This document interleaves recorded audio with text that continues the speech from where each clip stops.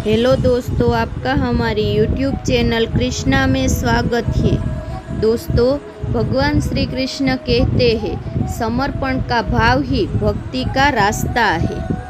एक ज्ञानी ज्ञान की निरंतर साधना से थक जाता है, उनका ज्ञान हार मान लेता है। उनके अहंकार के पास आत्मसमर्पण करने के अलावा कोई विकल्प नहीं होता है। मनुष्य और अन्य सृजित प्राणी अनेक प्रकार के कार्य करते हैं। उनकी अंतिम क्रिया प्रपत्ति या पूर्ण समर्पण है। यह समर्पण परमात्मा के प्रति है। भक्ति का पंथ प्रपत्ति पर आधारित है। इस दिव्य खेल में परम पुरुष का दिव्य नाटक है। इसमें परम पुरुष जो भूमिका सौंपते हैं उनके हिसाब से काम करना होता है। नाटककार कभी न कभी कठिन दृश्य उपस्थित कर देता है। ऐसा ही एक दृश्य पांडवों के हाथों कौरवों के हार के बाद सामने आया था। धृतराष्ट्र गांधारी और अन्य युद्ध के मैदान में पहुंच चुके थे। उनके सामने भगवान कृष्ण, 5 पांडव भाई और उनकी माँ थी। दोनों पक्षों की आंखों से आंसू बह रहे थे। कृष्ण गांधारी को सांत्वना देते हुए समझाने लगे, माँ, तुम आंसू क्यों बहा रही हो? यह दुनिया का नियम है, जो आता है वह जाता है।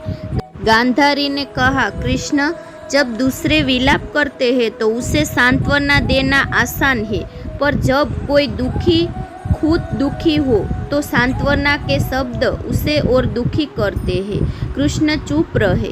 गांधारी ने फिर कहा, आपने अपने नाटक में कौरवों और पांडवों को अलग अलग निश्चित भूमिका सौंपी है। आप मेरे पुत्रों को सदाचारी की भूमिका सौंप सकते थे। आपने इस तरह अपना पक्षपात दिखाने का विकल्प क्यों चुना? श्री कृष्ण के लिए इस प्रश्न का उत्तर देना बहुत कठिन था। यह कृष्ण के खिलाफ उनकी शिकायत थी। कृष्ण को चुप रहना ही पड़ा।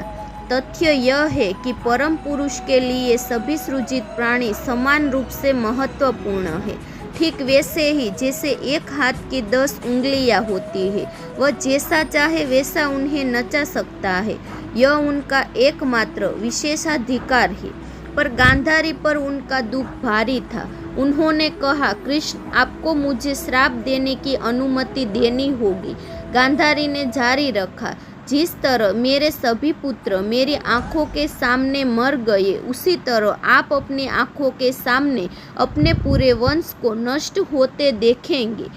कृष्ण ने पुष्टि में कहा, ऐसा ही होने दो। यह परम पुरुष का खेल है, लेकिन व्यावहारिक दुनिया में हमेशा व्यावहारिक होना चाहिए। मान लीजिए कि आप एक महान कर्मी से पूछते हैं कि क्या वह अपने किए हर काम में सफल होता है। वह निश्चित रूप से कहेगा, नहीं। कभी काम करके थक जाते हैं, वह कहेगा कि निश्चित रूप से अलग अलग मौक़ों पर मैं थक जाता हूँ।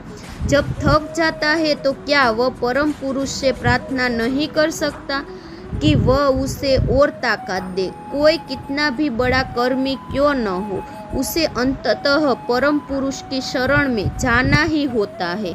जिनके पास वास्तविक भक्ति नहीं है, जो दूसरों को धोखा देने के लिए भक्त होने का नाटक करते हैं, वे घंटियाँ बजाते हैं, मोमबत्तियाँ जलाते हैं। वे इतना ही जानते हैं कि घंटियाँ बजनी चाहिए, मोमबत्तियाँ जलनी चाहिए। बिना भक्ति के तो ये सब मशीनी कार्य लगते हैं। इसमें आनंद कहाँ आता है? आनंद रहित हृदय रेगिस्तान के समान है। इस मरुस्थल में जब थक जाते हैं तो परम पुरुष को गुहार लगाते हैं। यही शरणागति है।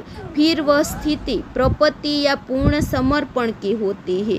आपको इस परम सत्य का स्मरण हमेशा ही करना चाहिए। तो दोस्तों, आपको ये कहानी कैसी लगी हमें ज़रूर बताना।